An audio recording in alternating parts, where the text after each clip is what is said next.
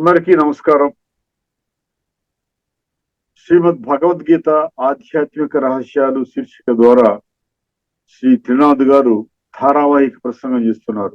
వారి ధారావాహిక ప్రసంగంలో ఈ రోజు 152వ ప్రసంగం చేస్తున్నారు. శ్రీ త్రినాథ్ గారికి స్వాగతం. అందరికీ స్వాగతం. శ్రీమద్ భగవద్గీత ఆధ్యాత్మిక రహస్యాలు కార్యక్రమాన్ని వీక్షిస్తున్నటువంటి సోదర సోదరిములందరికీ హార్దిక స్వాగతం అండి. ముఖ్యంగా ప్రథమ అంశముగా ఓపెనింగ్ రిమార్క్స్ లో ఒక ముఖ్య విషయాన్ని మీకు మళ్ళీ గుర్తు చేస్తున్నాను. ఈ రహస్యాలు తెలుసుకోవటం వలన ప్రపంచాన్ని మొత్తం 850 కోట్ల మనుషులని భగవంతుడు 3 రకాలుగా విభజించడం జరిగింది. సాత్విక, రాజసిక మరియు తామసిక. అందులో నేను ఎందులో ఉన్నాను అన్న సంగతి మనం గుర్తుంచుకోవడానికి ఈ ఆధ్యాత్మిక రహస్యాలు మాత్రమే మనకు సహకరిస్తాయండి. ఇంకా వేరే విధంగా మనకు తెలియదు. మనం మామూలుగా తామసికంలో ఉన్నా కూడా మనం సాత్వికంలో ఉన్నామని భావిస్తాం. తప్పు. అందుకనే సుమారు ఒక 15 కాన్సెప్ట్స్ ని భగవద్గీతలో 14వ అధ్యాయము, 17వ అధ్యాయం, 18వ అధ్యాయంలోని ఒక 20 శ్లోకాలు, అందులో సాత్విక జ్ఞానము, సాత్విక బుద్ధి, సాత్విక కర్మ, సాత్విక కర్త, సాత్విక ధృతి, సాత్విక సుఖము, ఇలాగా సతో రజో తము అని ఆ విధంగా విభజించి స్పష్టంగా అర్థం చేయించడం జరిగింది. ఇది మన గురించి అని గుర్తుపెట్టు. నీకు నాకు అందులో మనం ఎక్కడున్నామని ఆలోచించుకోవాలి. అందువలన మీకు ఒక్క విషయాన్ని, సాత్విక జ్ఞానము, సాత్విక బుద్ధి ముఖ్యంగా మర్చిపోకండి. అర్థమైందండి? సాత్విక బుద్ధిలో అక్కడ ఏమంటాడు? సాత్విక బుద్ధి, సాత్విక జ్ఞానము, రాజసిక జ్ఞానము, తామసిక జ్ఞానం. తామసిక జ్ఞానం అంటే ఏమంటాడంటే తర్క విరుద్ధంగా అర్థం చేసుకోవడం తామసికం అంటున్నాడు. సత్యతకి దూరంగా ఉండడం అనేది సత్యత విరుద్ధంగా, తర్క విరుద్ధంగా మరియు అల్పం అనే పదం వాడతాడు. అర్థమైందండి? ఎత్తు కృష్ణవద్ ఏకస్మిన్ కార్యే సక్తం అహైతుకం అతత్వార్థం అల్పం చ తామసముదాహృతం. అహైతుకం సరే, హేతుబద్ధత కానీ అంటే తర్కరహితము, అతత్వం అంటే సత్య దూరము, అసత్యము. అదేవిధంగా అల్పము అన్నాడు. అల్పము అంటే ఈవెన్ కామన్ సెన్స్ కి కూడా అది టచ్ కాదన్నమాట. దానికి కూడా విరుద్ధంగా మనం మామూలుగా అంటాం కదా, కామన్ సెన్స్ అంటాం కదా, కామన్ నాన్ సెన్స్ అన్నాం కదండి, కామన్ సెన్స్ అంటాం. అందరిలో ఉన్నటువంటి ఆ బుద్ధి ఏదైతే ఉందో, భగవంతుడు ఇచ్చినటువంటి బుద్ధి, దాని ఆధారంగా మనం కరెక్ట్ మార్గంలో నడుస్తున్నామా, కరెక్ట్ మార్గంలో నడవటం లేదా అర్థం చేసుకోవాలండి. ఇప్పుడు మన ముఖ్యమైనటువంటి టాపిక్ ఏంటండి? మనం ఏమనుకున్నాం? ఈ బ్రాహ్మణ క్షత్రియ వైశ్య శూద్రాన్నిటువంటి చాతుర్వర్ణ్య మయా సృష్టం అన్నాడు చూసారా. నేను ఎందుకు సృష్టించాను అనేది చాలా చాలా గూఢార్థం అర్థం చేసుకోవాలండి. దీనికోసం ఒకే ఒక లక్షణము, బుద్ధి నేత్రాన్ని తెరుచుకోవాలి, సత్య మార్గంలో ప్రయాణం చేయాలి. అంతకుమించి వేరే విధంగా ఏ విధంగా కూడా మీరు డైల్యూట్ అయిపోయినా కూడా ఇందులో ఉన్న అర్థం స్థూలంగా అర్థం చేసుకోగలుగుతారు, కానీ అందులో ఉన్న నిక్షిప్తమైనటువంటి ఆ రహస్యాలు మీకు అర్థం కావు. ఏం చెప్పారంటే, ముందుగా ఒక్కసారి మనం ఆ శ్లోకాలని నిమరు వేసుకుంటే 18వ అధ్యాయంలోని 41, 42, 43, 44 వీలైనంత వరకు మనం ఈ యొక్క ఆస్పెక్ట్, ఈ సబ్జెక్ట్ మనం కవర్ చేద్దాం ఈ ఎపిసోడ్ లో. బ్రాహ్మణ క్షత్రియ విషాం శూద్రాణం చ పరంతప. ఏమండి? కర్మాణి ప్రవిభక్తాని స్వభావ ప్రభవైర్గుణై అన్నాడు. నీ స్వభావము, స్వ అంటే ఆత్మ, ఆత్మలో ఉన్న సంస్కారాలు ఏ విధముగా ఉంటాయో అర్థమైంది. దాని ఆధారంగా నీవు బ్రాహ్మణుడా, నీవు క్షత్రియుడివా, నీవు వైశ్యుడివా, నీవు శూద్రుడివా. ఇప్పుడు పుట్టుక ఆధారంగా మనకు నడుస్తుంది. ఇది కలియుగం యొక్క నీతి రివాజు, కానీ ఇది భగవంతుడు చెప్పిన విధానం కాదు, గుర్తుపెట్టుకోండి. అర్థమైందండి? అది దాని తర్వాత మనం ఏం చెప్పుకున్నామండి? బ్రాహ్మణ యొక్క ఏ విధంగా ఉంటే వాళ్ళని బ్రాహ్మణులు అంటామని దాని మీద మనం చర్చించుకున్నాము. 42వ శ్లోకంలో చర్చించుకున్నాం. అర్థమైందండి? శమోదమ తప శౌచం, శమోదమ తప శౌతం శాంతిరార్జవమేవ చ జ్ఞానం విజ్ఞానం ఆస్తిక్యం బ్రహ్మ కర్మ స్వభావజం. అవి చెప్పుకున్నా మళ్ళీ చెప్పుకో అవసరం లేదు. ఆ గుణాలు ఉంటే నీకు బ్రాహ్మణుడు. ఎందుకంటే గుణాల ఆధారంగా, నీ కర్మల ఆధారంగా చాతుర్వర్ణ్యం మయా సృష్టం గుణ కర్మ విభాగశ అన్నాడు. సో గుణాల ఆధారంగా కర్మల ఆధారంగా నిన్ను నీవే నిర్ధారించుకోవచ్చు నువ్వు ఏ విధంగా ఉన్నావు. అంటే అర్థమేంటి? పుట్టుక ద్వారా బ్రాహ్మణుడివైనా ఈ కర్మలు బాగులేకపోయినట్లయితే నీవు శూద్రుడి కింద లెక్కింపబడతావు అంటున్నాడు భగవంతుడు. లేకపోతే ఇప్పుడు ఇప్పుడు మామూలుగా వర్ణాల ప్రకారంగా శూద్రుడుగా ముద్ర వేయబడినటువంటి వాళ్ళు కూడా వాళ్ళ లక్షణాలు బ్రాహ్మణులుగా ఈ విధంగా ఏడు ఏడు లక్షణాలు ఉన్నాయి కదా, 7 8 శమో దమ తప శౌచం, ఈ లక్షణాలు పుణికిపుచ్చుకొని జీవితాన్ని కొనసాగిస్తే వాళ్ళు ఆధ్యాత్మిక దృష్టికోణములో బ్రాహ్మణులుగా భగవంతుడి చేత ఒక ముద్ర వేయబడ్డారు. ఇది చాలా తీవ్రమైన విషయం అన్నమాట, గంభీరమైన విషయము, గుహ్యాతి గుహ్యమైన విషయం అండి. ఈ విషయాన్ని మనం తేలికగా తీసుకున్నట్లయితే ఎవరు తీసుకుంటారో తేలికగా, ఎవరు విస్మరిస్తారో వారు ఘోరంగా నష్టపోతారు, ఆధ్యాత్మికంగా ఎదగలేరు. ఇప్పుడు ఈ రోజున క్షత్రుడి యొక్క లక్షణాలు మనం చూద్దాం. అర్థమైంది? క్షత్రియుడు అంటే మనం ఏనుకుంటాం? యుద్ధం చేసేటువంటి యోద్ధ అనుకుంటాం కదా. ఎందుకంటే భగవద్గీత మహాభారత యుద్ధ సమయంలో యుద్ధం చేయనన్నప్పుడు భగవంతుడు యుద్ధోన్ముఖుడిగా చేయడం కోసం అని చెప్పి భగవద్గీతని ఆ విధంగా అర్జునుడు అన్న ఒక వ్యక్తికి చెప్పడం జరిగింది అన్నటువంటి ఆ దృష్టికోణంలో మనం అర్థం చేసుకున్నాం ఇందులో కూడా. సో క్షత్రుడి యొక్క లక్షణాలు ఒక్కసారి గమనించండి. శౌర్యం తేజో ధృతిర్దాక్ష్యం యుద్ధే చాప్యపలాయనం దానమీశ్వర భావశ్చ. ఏమండి? దానమీశ్వర భావశ్చ ఏమన్నాడు? క్షాత్రం కర్మ స్వభావచ. శౌర్యం తేజో ధృతి దాక్ష్యం 4. ఏమండి? యుద్ధే చాప్య పలాయనం దానం ఈశ్వర భావశ్చ. 7 గుణాలు చెప్పాడండి. 7 లక్షణాలు మామూలుగా మనం ధార్మిక కోణంలో ఎలా అర్థం చేసుకున్నామో ఒకసారి మనం అర్థం చేసుకుందాం, తర్వాత మనం ఆధ్యాత్మిక కోణంలోకి వెళదాం. ఎందుకంటే 2 కోణాలు మనం అర్థం చేసుకున్నట్లయితే మనకు ఆ స్పష్టత వస్తుందన్నమాట. శౌర్యం అంటే ఏమిటి? శౌర్యం అంటే ఏంటో ఒక హీరోయిజం అన్నమాట. ఆ విధంగా ఆ యొక్క కరేజ్ అనండి, మీరు ఆ యొక్క బలం అనండి, శూరుడు అంటారు చూసారా, ఆ విధంగా పుణికి పుచ్చుకున్నటువంటి వాడిని ఏమంటారంటే శౌర్యవంతుడు అంటారన్నమాట.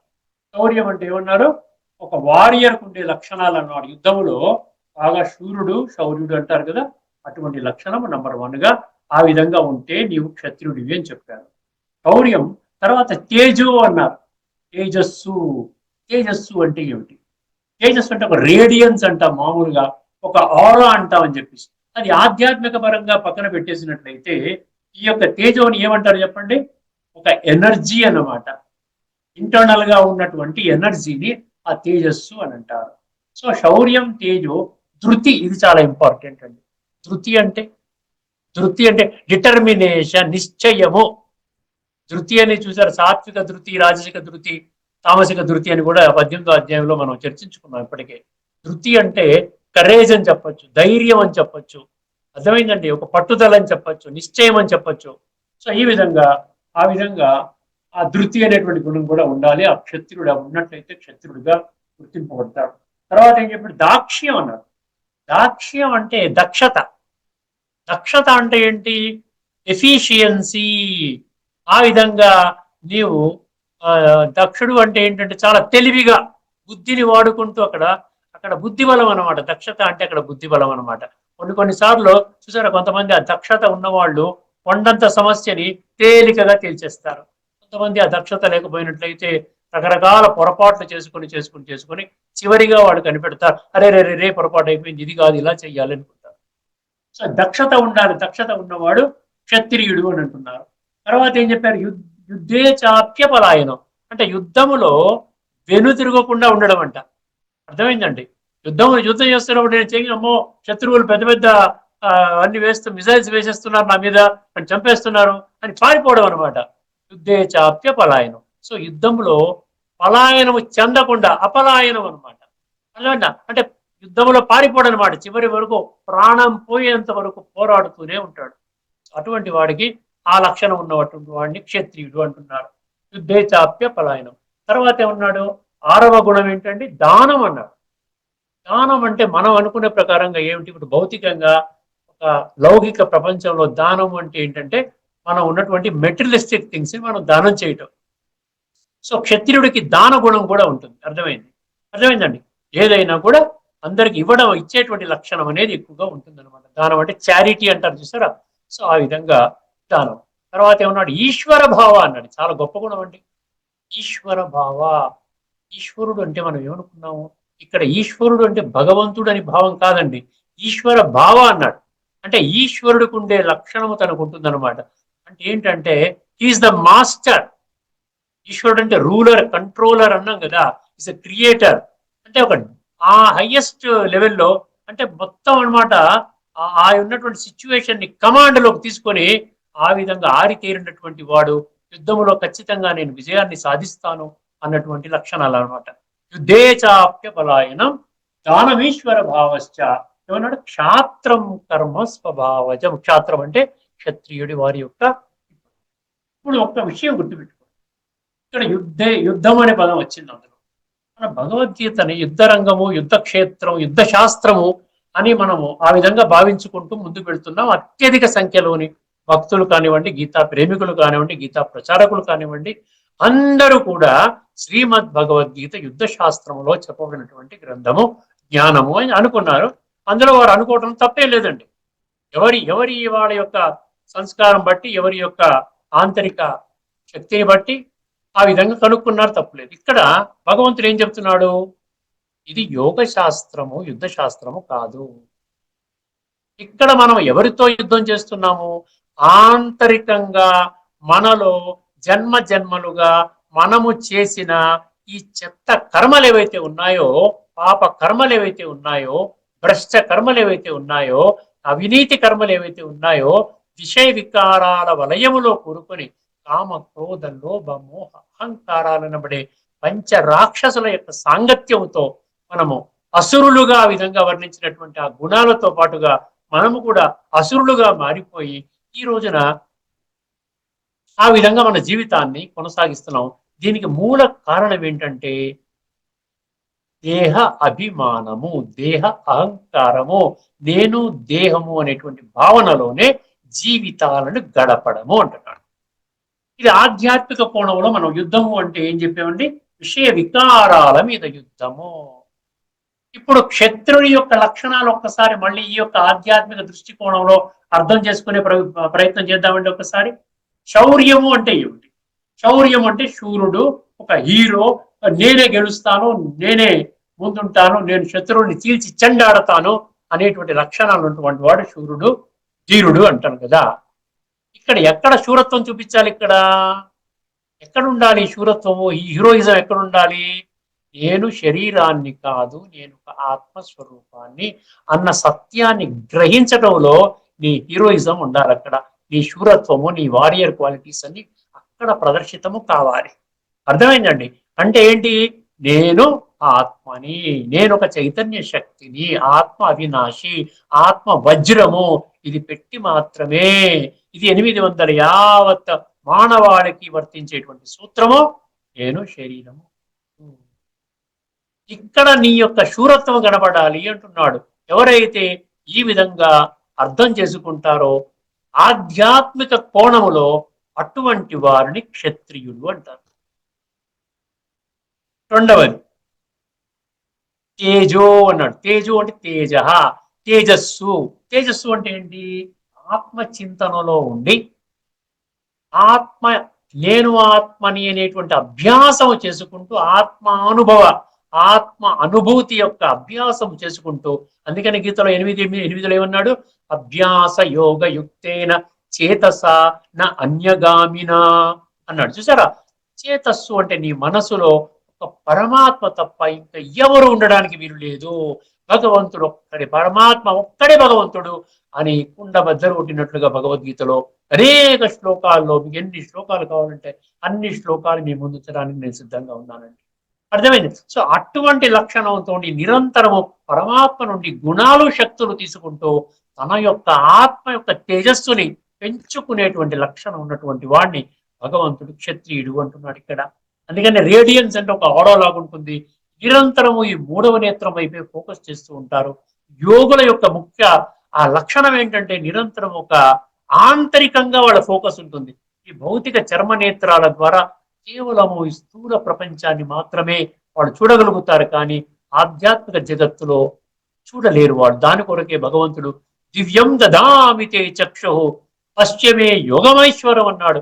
నా ఈశ్వరీయ శక్తిని, నా ఈశ్వరీయ యొక్క మహిమని, ప్రభావాన్ని, ఈ యొక్క గొప్పతనాన్ని నీవు యోగనేత్రము ద్వారా చూడు నాయన. మూడవ నేత్రము జ్ఞాన నేత్రం అని కూడా గీతలో చెప్పడం జరిగింది. సో అటువంటి ఆ విధంగా ఉన్నటువంటి రేడియన్స్ తో ఉన్నటువంటి వ్యక్తిని తేజోమయుడు, అటువంటి వాడిని క్షత్రియుడుగా ఆ విధంగా భగవంతుడు ముద్ర వేయడం జరిగింది. ధృతి అంటే ధైర్యం అండి. ఒక్క ఓని ధైర్యవంతుడు అనమాట. ఆ విధంగా ఉండి ఎప్పుడైతే పరమాత్మ యొక్క సంపూర్ణ పరిచయము దొరికిందో, ఆత్మ పరిచయము దొరికిందో, ఆత్మ పరమాత్మ యొక్క యోగము ఏ విధంగా చేసుకోవాలో అర్థమయ్యిందో, పరమాత్మ నుండి గుణాలు శక్తులు ఎప్పుడైతే తనలో ప్రవహించడం మొదలుపడిందో ఏమవుతుందంటే ఆటోమేటిక్ గా ఇంత చక్కటి జ్ఞానము, ఇంత చక్కటి విజ్ఞానం అంటే విజ్డమ్, ఇది ఎక్కడా ఇప్పటి వరకు నాకు దొరకలేదు. ఇంకా దీనిని నేను ఎట్టి పరిస్థితిలో 600 100 ప్రపంచములో అంతా కూడా కలిసి నన్ను నిందించిన నేను ఈ యొక్క విధానాన్ని విడిచిపెట్టను. ఇందులో ఆ విధంగా ధైర్యము, కరేజ్ అన్నమాట. ధృతి అంటే డిటర్మినేషన్ అన్నమాట, నిశ్చయము, సంపూర్ణ నిశ్చయము. ఆ విధంగా ఉన్నటువంటి వాడిని క్షత్రియుడు అని అంటారు. దాక్ష్యం అన్నారు. దాక్ష్యం అంటే ఎఫిషియన్సీ. ఎఫిషియన్సీ అంటే ఎక్కడి నుంచి వస్తుంది చెప్పండి? అసలు మనమే ఒక అవినాశి ఆత్మని విడిచిపెట్టి వినాశి దేహాన్నే నేను దేహం అనుకుంటూ జీవితాన్ని కేవలం ఇంద్రియ సుఖాలకు అనుభవం చేయడం కొరకే, ఇంద్రియ సుఖమే పరమ సుఖము అని భావించుకొని ఇదే జీవితం యొక్క లక్ష్యం అని చెప్పి మొత్తం కుటుంబం మొత్తం ఆ విధంగానే ఈ స్వర్గ సుఖం ఇదే సుఖం అనుకుని ఆ విధంగా జీవితాలు గడపటం అది దాక్ష్యం కాదండి. దాని దక్షత అనరండి. ఎక్కడైతే బుద్ధి నేత్రాన్ని తెలుసుకుంటారో అక్కడ నుండి మీకు పవర్ ఆఫ్ డిస్క్రిమినేషన్, విచక్షణ శక్తి, నిర్ణయ శక్తి, పవర్ ఆఫ్ జడ్జిమెంట్ అంటారు చూసారా, ఆ power of discrimination, power of judgement అది వస్తుంది అనమాట. అమ్మమ్మమ్మమ్మా, నేను శరీరం అనుకుని ఇప్పటిదాకా 70 సంవత్సరాల జీవితం గడిపేశాను, ఇంకా ఉన్నది కొద్ది సంవత్సరాలే. భగవంతుడేమో ఈ కాలచక్రంలో ఆఖరి జన్మ, ఆఖరి సమయము అని, call of time, call of God అని ఆయన ఆ విధంగా గంభీరమైనటువంటి ఘోషణ చేస్తున్నప్పుడు నేను ఏ విధంగా ఉండాలి అర్థం చేసుకోండి. అందుకనే అక్కడ మనకి దక్షత అంటే నేను ఒక వినాశి శరీరాన్ని కాదు, నేను ఒక అవినాశి చైతన్య శక్తిని, ప్రకృతి మధ్యలో నివసిస్తున్నటువంటి వాడిని. ఈ యొక్క ఆత్మ శరీరం పంచతత్వాలతో కూడిన శరీరము, అదేవిధంగా 5 జ్ఞానేంద్రియాలు, 5 కర్మేంద్రియాలు, 5 ఇంద్రియ విషయాలు, మనసు, బుద్ధి, సంస్కారాలు అనబడేటువంటి 23 వ్యవస్థలకి ఆత్మ యజమాని. ఆత్మ ఉనికి ద్వారా ఈ 23 వ్యవస్థలు నా అధీనంలోకి వస్తాయి. ఇది దక్షత. అటువంటి దక్షత ఉన్నవాడిని ఆధ్యాత్మిక దృష్టికోణములో క్షత్రియుడుగా ఆ విధంగా భగవంతుడు ముద్ర వేస్తున్నాడు. యుద్ధే చాప్య పలాయనం అన్నాడండి. నెక్స్ట్, యుద్ధం అంటే దేనితో యుద్ధం చేస్తున్నావు? భగవంతుడు చెప్పాడు కదా, తస్మా సర్వేషు కాలేషు మా మనుస్మర యుధ్యచ మయ్యర్పిత మనోబుద్ధి అన్నాడు. నీవు మనసు బుద్ధి నాకు అర్పించి యుద్ధం చేయి, సర్వేషు కాలేషు యుద్ధం చేయన్నాడు. ఇక్కడ మహాభారతంలో భౌతిక హింసాత్మక యుద్ధం ఏదైతే ఉందో 18 రోజులు, అంతేగాని సర్వేషు కాలేషు అనలేదు కదండి. అక్కడ నిత్యము జీవిత కాలమును యుద్ధం చేయమని చెప్పి భగవంతుడు ఎక్కడ చెప్పాడా చెప్పండి? అది స్థూల యుద్ధము, కేవలం 18 రోజులు మాత్రమే. అందుకని ఇది స్థూల యుద్ధము కాదు. కామయేష క్రోధయేష రజోగుణ సముద్భవ మహాశనో మహాపాప్మ విద్యేన ఇహ వైరిణం అన్నాడు. వైరి అంటే శత్రువు. అర్థమైందండి? ఈ శత్రువు కామము, క్రోధము అంటే మిగతా ఈ పంచ వికారాలన్నీ కూడా శత్రువు. నీకు పరమ శత్రువు. నీ జీవితాన్ని భ్రష్టు పట్టించింది. నిన్ను దేహ భ్రాంతిలోకి నెట్టి కేవలము ఇంద్రియ సుఖమే పరమ సుఖముగా నీకు అర్థం చేయించింది. కాబట్టి ఆ విధంగా ఆ శత్రువుని నీవు చీల్చి చెండాడు. అది దేహ భ్రాంతి కారణంగా వస్తోంది. ఆ విధంగా అందులో ఆ వలలో పడిపోయావు నాయన, ఆ ఊబిలో కూరుకుపోయావు నాయన, బయటికి రా. ఆ విధంగా అందులోకి వచ్చిన తర్వాత ఒక్కసారి భగవంతుని తెలుసుకున్న తర్వాత ఆత్మ ఉనికి, పరమాత్మ ఉనికి కనిపెట్టిన తర్వాత ఇంకా వెనుకంజ వేయడు, తిరిగి వెళ్ళడు. ఇంకా ఎందుకంటే అతీంద్రియ సుఖం అలవాటైపోయింది. భగవంతుని నుండి గుణాలు శక్తులు వస్తున్నాయి.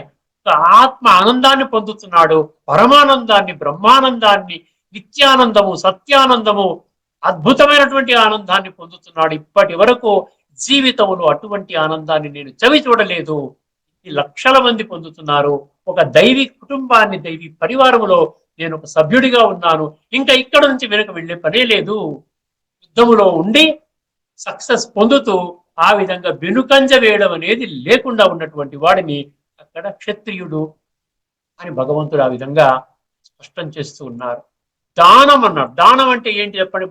దానం అంటే స్థూల దానము, ఏమండి, అన్నదానము, వస్త్రదానము, భూదానము, గోదానము, ఇలాగ రకరకాల దానాలు. దాన పుణ్యము, దానము చేస్తే పుణ్యము, డౌట్ ఎక్కర్లేదండి. ఉన్న స్థూలమైనటువంటి సంపదని మీరు త్యాగము చేయడము కూడా దానమే.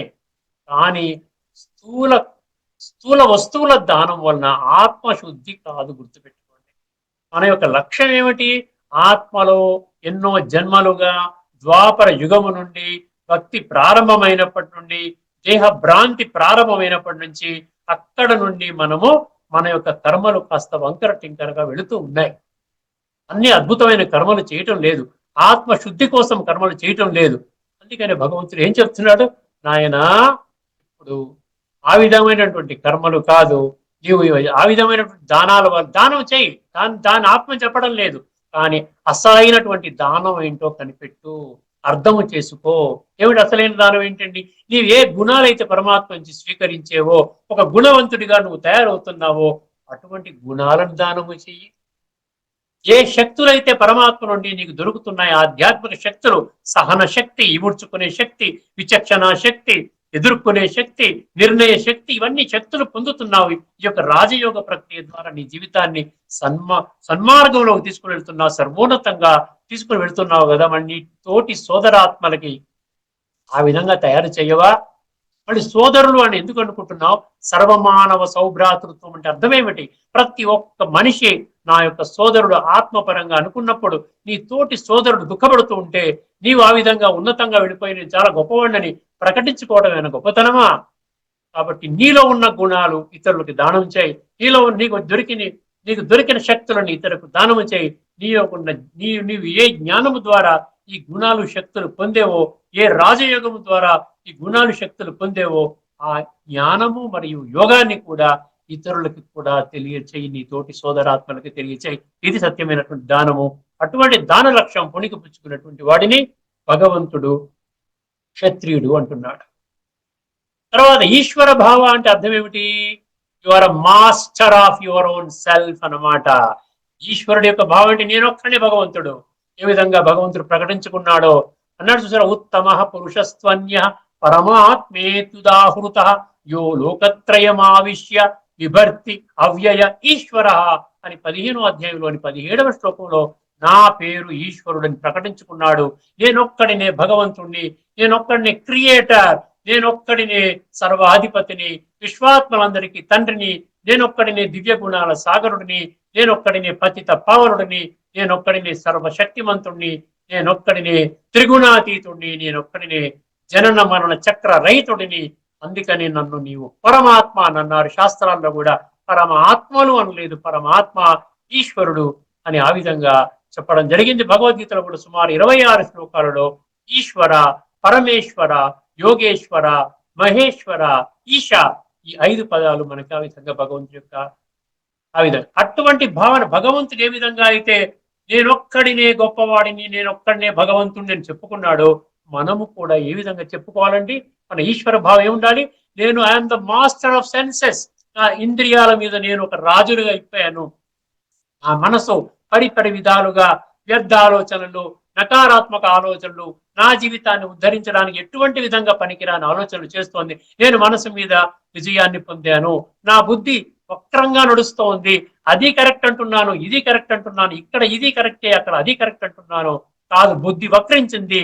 బుద్ధి అనేది చాలా స్పష్టంగా ఏ మార్గము సరి అయినది, ఏ మార్గము సరి అయినది కాదు అని స్పష్టంగా తెలియజేసేటువంటి జ్ఞానం ఏదైతే ఉందో, అది ఆ యొక్క జ్ఞానం, ఆ యొక్క స్థితిలో నేను ఉండగలిగి ఖచ్చితంగా చాలా యాక్యురేట్ గా ఎటువంటి అపోహలు, ఎటువంటి సందేహాలు, ఎటువంటి సంశయాలు లేకుండా పరిపూర్ణమైనటువంటి జ్ఞానం ఆధారముగా ఆత్మ పరమాత్మ యొక్క సంయోగం ద్వారా ఆ యొక్క జీవితాన్ని సర్వాంగ సుందరంగా తీర్చిదిద్దుకునే స్థితి, అది ఈశ్వర భావ స్థితి అంటే.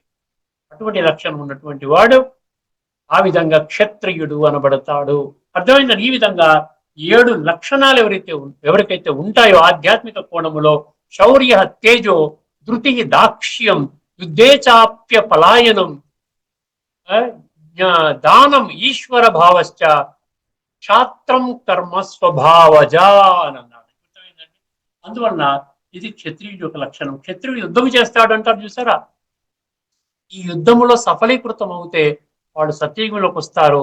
యుద్ధము చేస్తూ చేస్తూ శరీరాన్ని విడిచిపెడితే వాళ్ళు త్రేతాయుగంలోకి వస్తారు. అర్థమైందండి.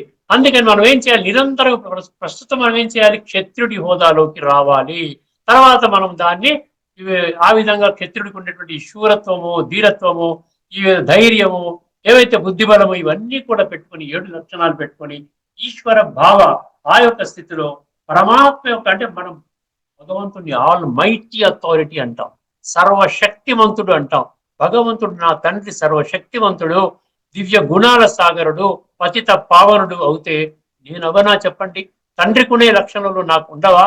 ఖచ్చితంగా భౌతిక ప్రపంచంలో కూడా తండ్రి తనకున్నటువంటి గుణాలు, శక్తులు బిడ్డకి ట్రాన్స్ఫర్ ఏ విధంగా చేస్తాడో, అదేవిధంగా ఆధ్యాత్మిక జగత్తులో కూడా పరమాత్మ తన పిల్లలైనటువంటి 850 కోట్ల మనుషుల మానవాత్మలందరికీ కూడా ఆ గుణాలు, శక్తులు 16 అధ్యాయంలో 1, 2, 3, 26 దివ్య గుణాలు, ఆ విధంగా దివ్య శక్తులు ఆత్మలో నింపి పంపించాడండి ఈ సృష్టి మీదకి. మనము ఏం చేస్తున్నామంటే ఈ జన్మలుగా శరీరాన్ని మార్చుకుంటూ, వదులుతూ, తీసుకుంటూ, ఈ విధంగా లేయర్స్ పెట్టుకుంటూ ఆత్మ అన్న సంగతి మనం మర్చిపోయాము. ఇప్పుడు పరమాత్మ మనకి గుర్తు చేస్తున్నాడు అనమాట. నీవు శరీరం కాదు నాయన, నీవు ఆత్మవి. ఆత్మానుభవం ద్వారా పరమాత్మ అనుభవం జరుగుతుంది. దానినే ఆ పరమాత్మ ఆత్మ కలయికనే రాజయోగం అంటారు. దీనివల్ల నీలో ఈ శక్తులన్నీ వస్తాయి, ఇటువంటి లక్షణాలన్నీ వస్తాయి. తర్వాత నీవు క్షాత్ర ధర్మం నుండి తర్వాత నీవు బ్రాహ్మణుడిగా, ఆ విధంగా బ్రాహ్మణుడు అంటే పరిపూర్ణంగా అనమాట. సో ఆ విధంగా నీవు తయారవుతావు నాయన అని ఈ శ్లోకంలో భగవంతుడు మనకి క్షత్రియ ధర్మాన్ని చాలా స్పష్టంగా వివరించడం జరిగింది. ఈ ఎపిసోడ్తో మనం ఇక్కడ ఈ చర్చని ముగిద్దామండి. తదుపరి ఎపిసోడ్లో మనము అదేవిధంగా వైశ్య లక్షణాలు, వైశ్య ధర్మం యొక్క లక్షణము, అదేవిధంగా శూద్ర ధర్మం యొక్క లక్షణాలు, ఆ లక్షణాలు భగవంతుడు ఏ విధంగా చెప్పడం జరిగిందో దానిని కూడా ధార్మిక కోణము అంటే భౌతిక కోణము మరియు ఆధ్యాత్మిక కోణం, ఈ 2 కోణాలలో మనం చర్చించుకొని అందులో ఉన్నటువంటి సత్యాల్ని స్పష్టంగా అర్థం చేసుకునే ప్రయత్నం చేద్దామండి. అంతవరకు సెలవు. లోకా సమస్తా సుఖినో భవంతు. ఓం శాంతి.